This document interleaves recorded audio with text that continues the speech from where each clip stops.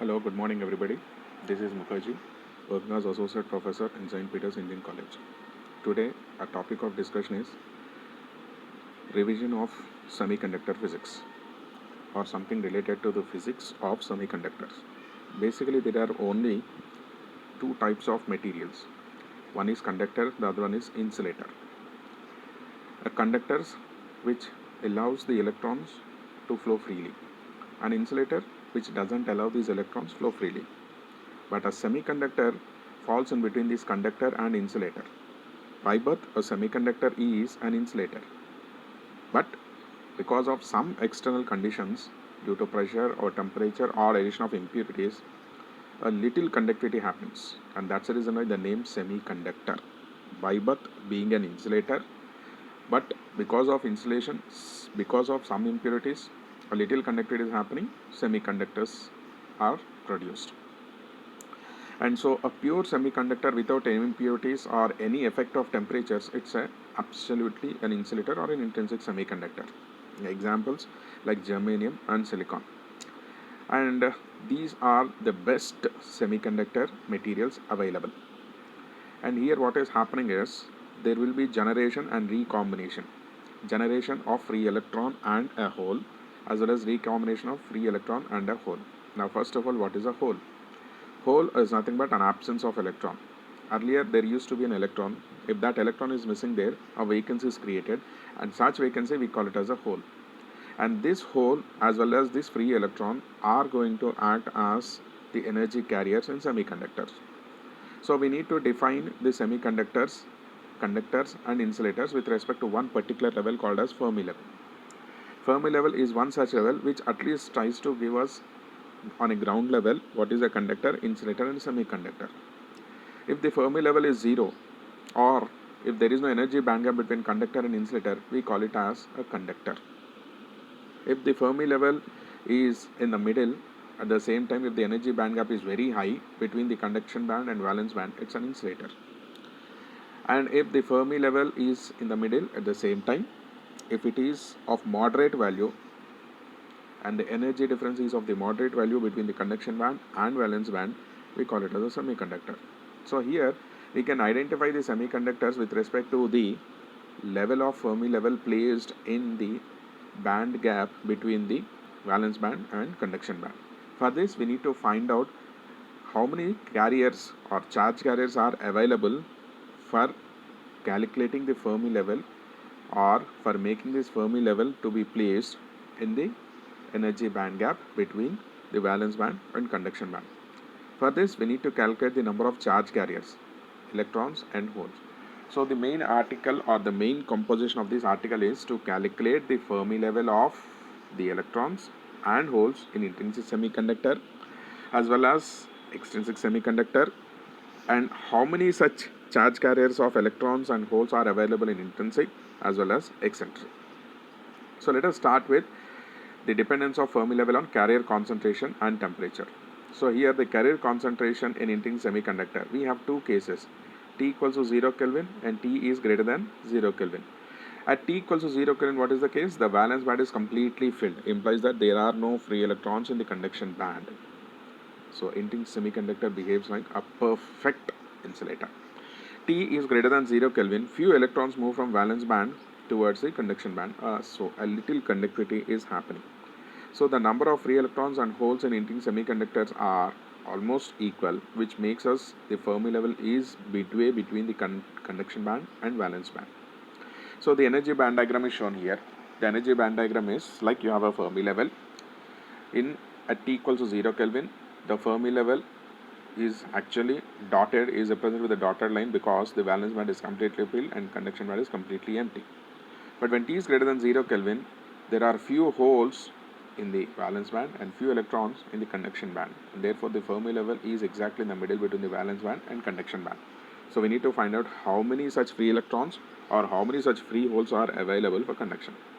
So for this, what is that we'll be doing is we'll be calculating the density of electrons. Density of electrons in intrinsic semiconductor. Let Dn be the number of electrons available in an energy interval of E and E plus dE, because we are taking a range of energy levels.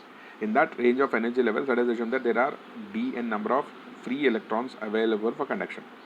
So now dn is given by z of e dE into f of e, where z of e represents the density of the states where the free electrons can be available, and f of e represents the probability of such free electrons are ready for conduction in dn.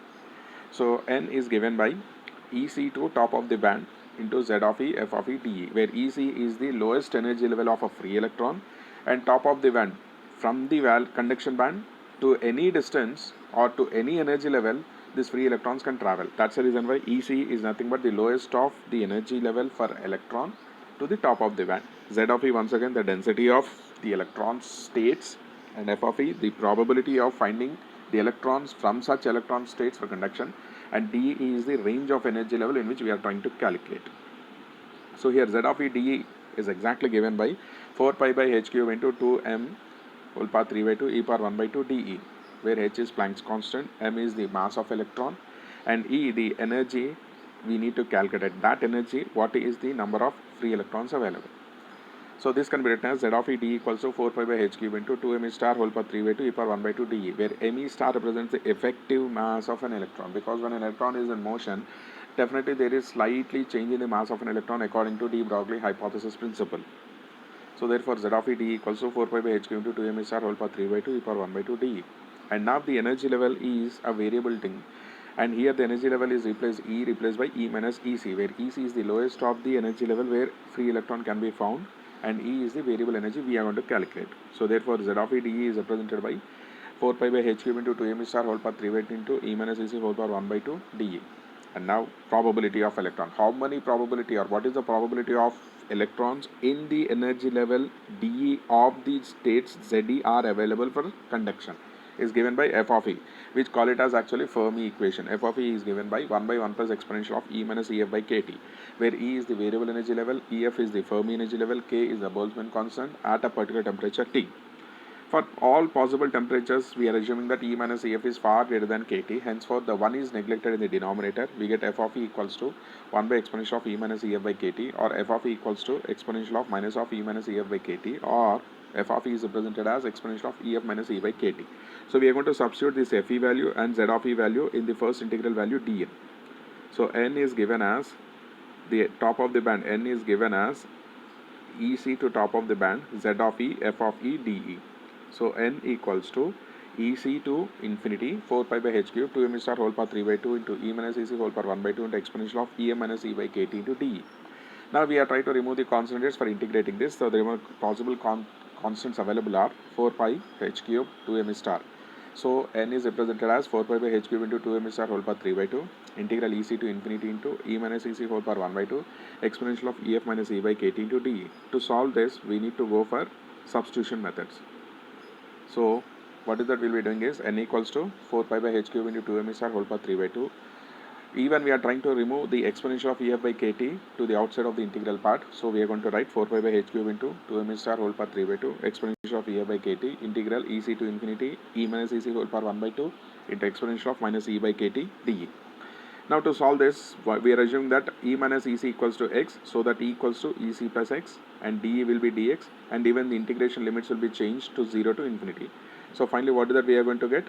We are going to get n equals to 4 pi by h cube into 2m star whole power 3 by 2 into exponential of EF by KT integral 0 to infinity into E minus EC whole power 1 by 2 exponential of minus E by KT dE. So we are going to substitute all those things. When you substitute all those things, we get n equals to 4 pi by h cube 2m star whole power 3 by 2 exponential of EF by KT integral 0 to infinity x power 1 by 2 into exponential of minus of EC plus x by KT into dx. So once again, E power minus EC by KT is also a constant for this particular moment. So we are going to remove out of this integral part. We get n equals to 4 pi by h cube into 2m star whole power 3 by 2 exponential of EF minus EC by KT integral 0 to infinity x power 1 by 2 exponential of minus of x by KT dx. And we know that integral 0 to infinity x power 1 by 2 exponential of minus of x by KT dx is a gamma function. So taking this gamma result, integral 0 to infinity x power 1 by 2 e power minus x by KT dE value is given by KT whole power 3 by 2 into pi 1 by 2 divided by 2. So we are going to substitute this in the equation. We get n equals to 4 pi by h cube into 2m star whole power 3 by 2 exponential of EF minus EC by KT into KT whole power 3 by 2 into pi 1 by 2 pi power 1 by 2 by 2. When we reassemble all these things, we get n equals to 2 into 2 by m star kt by h square whole power 3 by 2 exponential of ef minus ec by kt.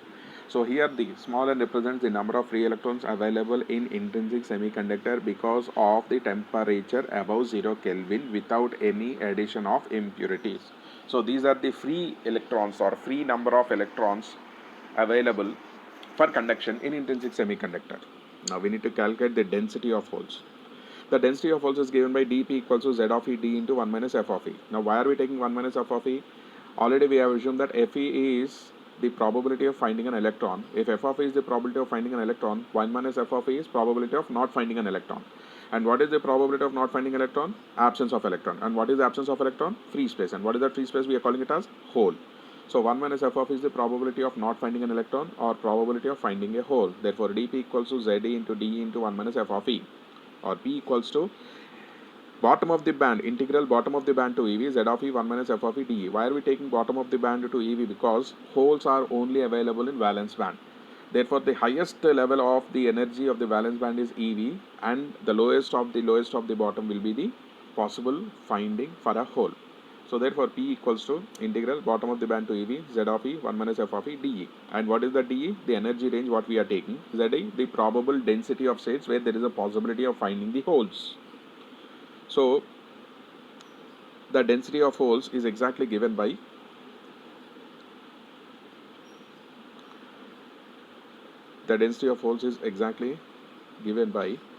dp equals to p equals to bottom of the band z of e 1 minus f of e dE. So now z of e dE is equal to 4 pi by h cube into 2 m h star whole power 3 by 2 e power 1 by 2 dE, or z of e dE equals to 4 pi by h cube into 2 m h star whole power 3 by 2 ev minus e whole power 1 by 2 dE, where mh is the effective mass of an electron and ev is the fixed final valence band, and ee is the simple e is the variable energy at which we are trying to calculate the probability or possibility of finding the holes. So let us go for the next equation. The next equation is given by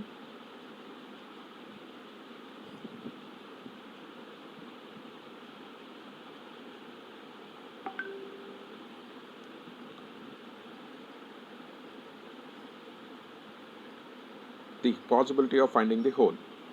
Then 1 minus f of e, we are going to assume that the 1 minus f of e is exactly given by 1 minus f of e equals to 1 minus 1 by exponential of e minus ef by kt, or we are going to take this 1 plus exponential of e minus ef by kt to the numerator. We get 1 minus f of e equals to 1 minus of 1 plus exponential of e minus ef by kt whole inverse. We are trying to expand it and remove the higher terms. We get 1 minus f of e equals to exponential of e minus ef by kt. So now we are going to substitute this 1 minus f of e in the equation of p. So what is that we are going to get? We are going to get p equals to integral of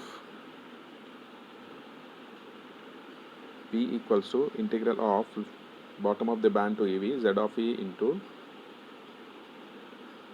1 minus f of e dE, or p equals to integral minus infinity to EV 4 pi by h cube 2 m star whole power 3 by 2 EV minus e whole power 1 by 2 exponential of e minus ef by kt into dE. Therefore, p equals to 4 pi by h cube 2 m star whole power 1 by 2 exponential of minus ef by kt integral minus infinity to EV, or EV minus e whole power 1 by 2 into exponential of e by kt dE. So now we are going to evaluate this. How we are going to evaluate this? The evaluation is very simple. Let us assume that EV minus e equals to x. So that e equals to EV minus x. So d equals to minus dx. Substituting all these values, we get p equals to 4 pi by h cube into 2 m star whole power 3 by 2 exponential of minus ef by kt infinity to 0 x power 1 by 2 into exponential of ef minus ev minus x by kt into minus dx. So this can be written as p equals to 4 pi by h cube into 2 m star whole power 3 by 2 exponential of ev minus ef by kt integral 0 to infinity x power 1 by 2 exponential of minus x by kt dx.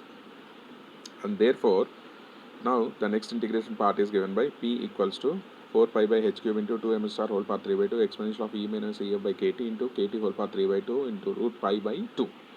So finally, when we reassemble all these things, we get p equals to 2 into 2 pi m h star kt by h square whole power 3 by 2 exponential of ev minus ef by kt, and this is the number of free electrons available in the range of energy density dE in an intrinsic semiconductor because of temperature T.